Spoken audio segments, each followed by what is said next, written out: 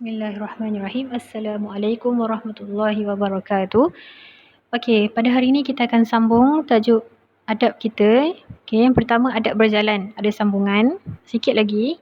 Okey, yang kedua adab ketika bertanya. Okey, Ustazah harap awak boleh fokus. Okey, dan melakukan tugasan dengan baik. Okey, pada minggu lepas kita dah belajar tentang adab berjalan. Okey, sebelum berjalan, semasa berjalan. Okey, kemudian hari ini kita akan tengok doa ketika memulakan perjalanan. Okey, apa itu doa yang kita perlu amalkan semasa kita nak mulakan perjalanan? Okey, ada banyak doa. Yang pertama antaranya ialah Bismillahirrahmanirrahim wala haula wala quwwata illa billah. Maksudnya, dengan nama Allah aku berserah kepada Allah dan tiada daya dan tiada kekuatan melainkan dengan izin Allah. Okey, sebab kita nak keluar rumah kita tak tahu apa akan jadi pada kita. Jadi kita berserah kepada Allah lah. Allah yang akan pelihara kita daripada apa-apa yang tidak diingini lah. Okey, jadi ini adalah antara doanya lah. Ini kalau jalan kaki lah. Okey, kalau naik kenderaan lain pula doa dia kan. Okey, ni doa yang bagus diamalkan ketika kita hendak memulakan perjalanan. Okey, kemudian apa faedah mengamalkan adab berjalan? Okey, ada 4 saya senaraikan kat sini. Okey, apa faedah, apa kebaikan kalau kita mengamalkan adab berjalan yang kita dah belajar minggu lepas? Okey, jalan sambil menunduk sedikit, bagi laluan ke orang tua dan sebagainya. Okey, yang pertama kita akan selamat dalam perjalanan, insya-Allah. Okey, Allah akan jaga kita sepanjang perjalanan. Akan jadi selamatlah perjalanan kita sampai balik rumah semula. Okey, yang kedua, ramai kenalan dan kawan. Okey, contohnya kalau pergi berjalan mana-mana, awak jumpa siapa-siapa kan, pakcik-makcik ke awak tolong. Okey, daripada situ dah tambah kenalan dan juga kawan. Okey, kalau layan baik-baik lah. Tapi kalau awak cari pasal dengan dia, bukan tambah kenalan, tambah musuh. Okey, jadi kalau awak jaga adab, faedahnya adalah ramai kenalan dan juga tambah kawan. Secara tak langsung lah, jumpa tepi jalan je, tengah-tengah jalan jumpa, boleh jadi kawan. Okey, yang ketiga, mewujudkan suasana harmoni. Okey, seronoklah orang jalan kaki semua jaga adab kan. Jadi harmoni lah, tak adalah bergaduh-bergaduh kan. Tengah jalan tengok orang bergaduh, jalan lagi jumpa orang gaduh lagi. Okey, jadi tak harmoni lah. Kalau semua menjaga adab, insya-Allah hidup kita akan harmoni. Yang keempat, mengeratkan hubungan silaturahim. Okey, dapat merapatkan lagi lah hubungan sesama manusia. Okey, contohnya awak tak kenal pun pakcik, makcik tu kan. Tapi dia perlukan pertolongan. Awak pun tolong. Jadi secara tak langsung dia akan rapat hubungan tu. Baru awak tahu, oh pakcik ni tinggal kat sini. Kan. Rupanya pakcik ni seorang-seorang. Okey. Kemudian, akibat tidak mengamalkan adab berjalan. Okey, tadi faedah, kebaikan. Sekarang kita tengok akibat. Apa kesan buruk kalau kita tak mengamalkan adab berjalan? Yang pertama, perjalanan tergendala. Jadi macam tak best lah jalan tu kan. Jalan-jalan macam-macam lah. Sepak batu lah, apalah kan. Macam-macam. Okay, itu perjalanan tergendala. Tergendala ni macam tertunda ataupun jadi tak lancar lah perjalanan tu kan. Okay, yang kedua, terdedah kepada bahaya. Okay, contohnya tadi kalau kita tengok adab berjalan antaranya jangan jalan dekat tengah jalan kan. Jangan jalan dekat tempat-tempat yang bahaya. Okay, jadi kalau kita tak jaga adab tu, kalau kita tak ikut panduan-panduan yang telah diberi, kita mungkin akan terdedah kepada bahaya lah. Contohnya kalau kita dah ada laluan pejalan kaki tapi kita saja lalu tepi-tepi jalan, tengah-tengah jalan. Okey, itu akan membuatkan kita terdedah kepada bahaya, cari penyakit sendirilah. Okey, yang ketiga, mendapat dosa sebab Allah dah bagi ilham untuk kita kan. Kita boleh fikir ni kalau jalan kat sini bahaya ke tak bahaya ke, kan. Kalau buat macam ni bahaya ke tak bahaya ke, tapi kita tetap buat juga walaupun dah tahu ada risiko. Okey, boleh jadi kita mendapat dosa daripada perbuatan kita itu. Okey, yang keempat, tidak berdisiplin. Okey, bila kita tak jaga adab. Okey, adab berjalan ni simple je sebenarnya, tapi kalau ini pun kita tak boleh jaga adab, okey, kita akan jadi orang yang tidak berdisiplin. Tak ada disiplin maksudnya tak ada apa orang kata, tak ada cara kita bekerja dengan baik tu tak ada. Maksudnya jalan kaki pun tak boleh kan. Setakat itu pun tak boleh, tak boleh jaga diri sendiri pun. Kan, disiplin tak ada peraturan dalam hidup kita ni, susahlah. Okey, bila kita dah tetapkan peraturan jalan raya tu, ikut sahajalah. Sebab itu untuk kebaikan kita. Okey, itu adalah adab berjalan. Okey, kita dah habis tajuk adab berjalan. Selepas ni kita akan masuk tajuk adab bertanya pula. Okey, yang kedua ialah adab ketika bertanya. Okey, walaupun kita nak tanya orang, okey, tetap kena ada adab-adab dia. Tak boleh tanya sembarang-sembarang kan. Okey, ada 7 yang Ustazah senaraikan, ada 7 sahaja. Okey, yang pertama ialah memulakan dengan salam. Sebelum tanya, bagi salam dulu. Janganlah orang tu tengah sembang awak menyampuk terus, "Aku nak tanya." Tak, bagi salam dulu supaya orang tahu awak ada kan. Tiba-tiba je, siapa dia ni? Bagi salam pun tidak. Macam tak ada adab lah. Okey, jadi pastikan mulakan dengan salam dulu. "Assalamualaikum, saya nak tanya sikit lah. Nak pergi pasaraya macam mana?" Okey. Nak tanya orang pun kena mulakan dengan salam. Okey, kalau tak pasti dia Islam ke bukan, bagi selamat petang ke macam tu pun dah okey dah. Selamat petang, hi, hello, macam tu. Okey, yang kedua, meminta izin sebelum bertanya. Minta izin dulu sebelum tanya. Boleh tak saya nak tanya? Kalau rasa-rasa soalan tu akan menyinggung perasaan orang, awak minta izin dululah. Okey, boleh tak saya nak tanya? Kalau dia kata boleh, baru tanya. Janganlah terus tanya je kan. Okey, jadi kena minta izin. Yang ketiga, bertanya dengan muka yang manis. Okey, pastikan tanya tu sambil senyum lah. Jangan tanya sambil muka monyok ke. Kan, aku nak tanya lah tapi muka kerut-kerut macam marah kan. Orang pun takut nak jawab ke tak ni kan. Okey, jadi bertanya dengan muka yang manis. Senyum dululah. Muka yang manis ni bukan maksud awak letak gula kat muka awak Dia bermanis muka ni maksudnya awak senyum lah. Air muka tu biar manis sikit orang tengok. Okey, yang keempat, menggunakan bahasa yang baik dan teratur. Okey, bahasa tu pastikan guna bahasa yang baik lah.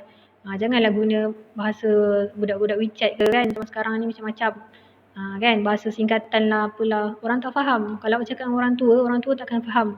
Kalau awak cakap bahasa-bahasa yang budak-budak zaman sekarang guna ni. Okey, tanya tu biar penuh. Okay. Pakcik, saya nak tanya lah. Kan, saya nak tanya, tak faham.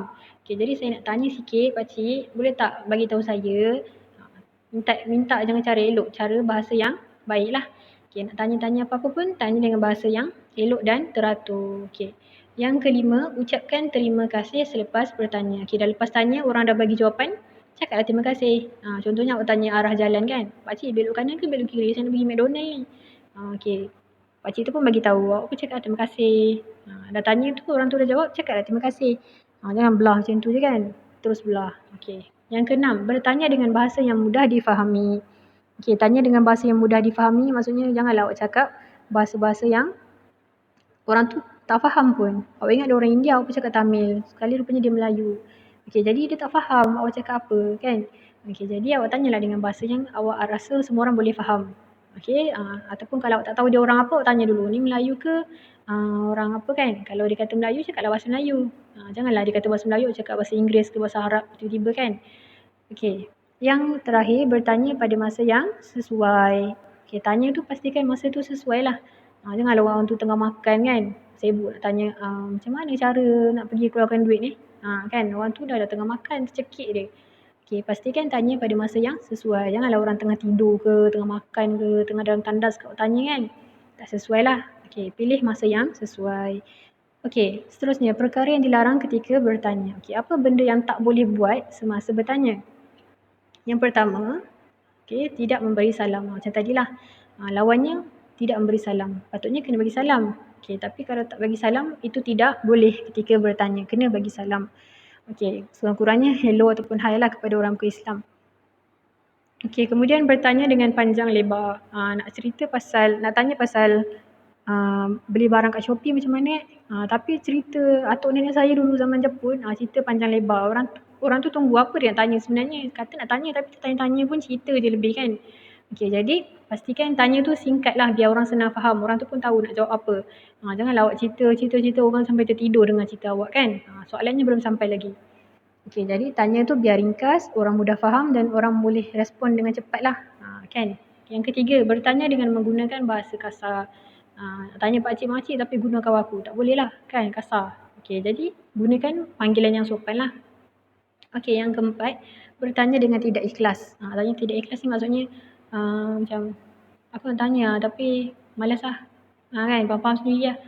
Macam mana tu, orang tu tak faham awak nak apa kan. Kena bagi tahu lah tanya tu betul-betul biar ikhlas. Saya nak tanya lah, boleh tak? Tanya betul-betul dengan bersungguh lah. Janganlah awak tanya tu sambil lewa je kan. Orang tak faham apa awak nak. Yang kelima, tidak mengucapkan terima kasih. Lepas tanya tu, orang dah bagi jawapan, tak cakap terima kasih. Terus belah je. Ataupun lagi teruk lagi, dia jeling orang tu kan. Apalah dah bagi jawapan pun, dia jeling-jeling kan. Itu tak patut lah. Sepatutnya kita kena ucapkan terima kasih. Yang terakhir, bertanya pada masa yang tidak sesuai. Ni pun lawan kepada adab bertanya tadi. Okay, orang tengah makan, orang tengah tidur, time tu lah awak tanya. Aku nak tanya lah. Hang tua bila lahir? Tanya pula benda-benda yang pelik-pelik kan. Orang tengah tidur ni nak kena fikir pula kan. Sejarah lah apalah. Okay, jadi pastikan perkara-perkara yang dilarang ni kita tak buat semasa bertanya. Okay, Ustazah harap boleh faham sebab dia mudah je sebenarnya. Sebab awak pun selalu bertanya kan. Dekat cikgu, kat kawan-kawan, awak suka bertanya. Okay, baguslah sifat suka bertanya ni bagus. Cuma kena jaga adab-adab. Okay, walaupun sesama kawan, tetap kena jaga adab. Jangan cakap kasar dengan kawan kan. Okay, pastikan ada adabnya lah yang perlu dijaga. Okay, seterusnya sambungan daripada adab ketika bertanya tadi. Ada faedah mengamalkan adab bertanya, kemudian akibat tidak beradab ketika bertanya, dan yang terakhir hikmah mengamalkan adab bertanya. Okey, yang pertama kita akan tengok faedah mengamalkan adab bertanya. Okey, apa kebaikan kalau kita mengamalkan adab bertanya? Kalau kita jaga adab-adab semasa bertanya orang. Okey, yang pertama, tidak sesat jalan. Okey, contohnya awak nak pergi jalan, awak nak pergi satu tempat tu, awak tak tahu jalannya, nak belok mana kan? Awak pun malas lah tanya orang, malulah kan? Macam tak nak nanti orang cakap apalah kan? Tak nak tanya. Okay, bila tak tanya, jadi sesat jalan lah. Okay, tapi kalau awak mengamalkan adab bertanya, awak tanya dengan sopan. Okay, insyaAllah tidak sesat jalan. Okay, ni kalau awak mencari panduan lah, nak cari arah tujuan satu tempat kan. Okay, yang kedua, tercapai hajat. Okay, kalau tak tanya, tak tahu betul. Selagi awak tak tanya, awak tak tahu jawapan. Jadi bila tanya tu sedikit sebanyak awak tahulah juga. Okay, jadi akan tercapailah hajat awak. Awak nak tahu apa tu, dapatlah jawapannya insyaAllah lah. Kalau orang tu sudi bagi jawapan lah. Okay, sudi menjawab soalan awak. Okay, yang ketiga, dapat menyelesaikan masalah. Okay, bila masalah tak selesai, awak pun tak nak tanya, masalah tu tak akan selesai sampai bila-bila, betul? Okay, tapi bila awak bertanya dan jaga adab ketika bertanya, insyaAllah dapat selesaikan masalah yang awak hadapi. Okay, contohnya awak tak faham matematik ni macam mana ni, susah ni, tapi nak tanya cikgu, cikgu garang. Kan? Dah last tak dapat siapkan kerja. Okay, jadi kena marah pula dengan cikgu kan? Baik awak tanya daripada awak kena marah kemudian sebab tak siap, betul? Okay, yang keempat, ramai kenalan. Okay, jadi ramai kawan lah. Contohnya awak nak cari arah tujuan tadi kan, awak tanya pakcik jual goreng pisang. Tak pasal-pasal awak kenal pakcik tu kan, nanti lama-lama boleh jadi kawan. Kan, asal lalu situ je pergi beli goreng pisang dia. Okay, itu akan menambah kenalan lah. Okay, kemudian yang kelima, disukai rakan dan masyarakat. Okay, contohnya awak ni suka tanya cikgu, tapi awak akan jaga adab lah. Setiap kali nak tanya, awak angkat tangan dulu, bagi salam. Ataupun, cikgu boleh tak saya nak tanya? Cikgu izinkan baru awak tanya. Okay, bila macam tu, orang akan senang dengan awak. Orang akan suka dengan awak. Kawan-kawan awak pun rasa selesa lah dia ni. Selesa lah dia ni, sukalah, bagus lah cara dia. Nak tanya sopan-sopan kan. Berbanding kalau awak terus tanya cikgu tak angkat tangan ke tak apa ke, terus menyampuk, cikgu pun rasa tak selesa, kawan-kawan pun rasa tak selesa. Okay, yang terakhir, dikasihi Allah dan Rasul. Allah dan Rasul pun sayang kita kalau kita jaga adab ketika bertanya. Okay, kemudian akibat tidak beradab ketika bertanya. Okay, apa kesan buruk kalau kita tak jaga adab ketika bertanya? Yang pertama, sesat jalan. Macam tadilah nak tanya tapi segan lah, rasa takut lah kan. Jadi sesat lah, tak tahu nak pergi mana. Kan, sampai bila-bila pun nak pusing jalan yang sama. Yang kedua, mendapat susah. Okay, dapat susah lah. Sebab tak tahu, tak nak tanya. Kan, tak nak tanya, lepas tu tanya pun kasar-kasar, memang tak dapat lah jawapan. Okay, mendapat susah lah. Yang ketiga, menghadapi masalah. Ini pun lebih kurang lah, menghadapi masalah. Ada masalah sebab nak tanya tapi tak nak jaga adab. Ataupun nak tanya tapi tak nak tanya lah sebab takut. Kan. Yang keempat, dibenci masyarakat. Okay, orang akan rasa tak selesa lah. Contohnya dalam kelas. Awak nak tanya tapi awak tak minta izin pun. Orang tengah cakap, awak cakap. Kan? Jadi orang rasa tak selesa dengan awak. Orang rasa macam, tak sukalah cara dia kan. Maka orang menyampah dengan awak. Orang menyampah dengan perangai tu. Okay, kemudian yang kelima, menyusahkan diri sendiri. Macam tadilah, nak tanya tapi segan lah. Nanti orang cakap apa pula. Okay, akan menyusahkan diri awak sendirilah. Sampai bila kan? Sampai bila awak tak nak tahu. Mestilah nak tahu juga kan, lambat laun. Okay, dia akan menyusahkan diri awak. Selagi awak tak tanya, awak tak tahu. Okay, seterusnya yang terakhir, dibenci Allah dan Rasul. Okay, tadi dibenci masyarakat, yang ni dibenci Allah dan Rasul. Allah dan Rasul pun tak suka bila kita tanya-tanya orang, tapi dengan cara yang tak beradab. Kan, kasar-kasar, guna bahasa yang tak sopan, okay, tak minta izin dan sebagainya. Okay, yang terakhir, hikmah mengamalkan adab bertanya. Apa kebaikan, okay, apa kelebihan dia kalau kita mengamalkan adab bertanya? Okay, yang pertama, dipermudahkan hajat, okay, dan luas pengetahuan. Okay, dipermudahkanlah apa yang kita nak. Okay, apa yang kita nak tu kita boleh capai. Dan kemudian luas pengetahuan. Bila kita tanya, kan rajin bertanya orang, tak tahu jalan, tanya, lama-lama kita pun boleh hafal jalan selok-belok kawasan kita. Okey, jadi luas pengetahuan. Kan kita rajin bertanya, apa benda tak faham dalam kelas boleh tak? Tanya, kan asyik tanya je, baguslah tapi dengan adab lah. Janganlah tanya-tanya tapi tak jaga adab, tak angkat tangan, main serbu je kan. Okey, jadi bila awak rajin bertanya dan awak tanya tu dengan beradab, orang akan rasa selesa nak jawab soalan awak. Okey, kemudian mengeratkan hubungan silaturahim. Okey, jadi rapatlah hubungan awak dengan orang yang awak tanya tu, kan? Jadi rapatlah. Kalau awak jaga adab lah. Okey, kemudian yang ketiga, maruah terjaga. Okey, maruah terjaga. Okey, nama baik awak pun terjagalah. Maruah ni nama baik lah. Orang akan kenal awak sebagai orang yang baik. Berbanding kalau awak tak jaga adab, orang akan ingat awak, dia ni tak baguslah dia ni. Tanya tapi macam tak ikhlas, buat muka monyok lah apalah kan. Okey, orang akan rasa tak selesa dengan awak. Okey, tapi kalau awak jaga adab-adab semua tu, hikmahnya awak dapat apa? Maruah awak dapat terjaga. Okey, yang terakhir, melahirkan suasana harmoni. Macam tadilah, semua orang rasa macam selesa kan, saling selesa antara satu sama lain sebab semua menjaga adab dengan baik. Contohnya dalam kelas lah. Dalam kelas kalau semua bagus, rajin bertanya, tapi dia tanya tu ada ikut giliran lah. Maksudnya dia nampak kawan dia tengah tanya, dia senyap dulu. Nanti kawan dia dah habis tanya, cikgu dah jawab, baru dia angkat tangan.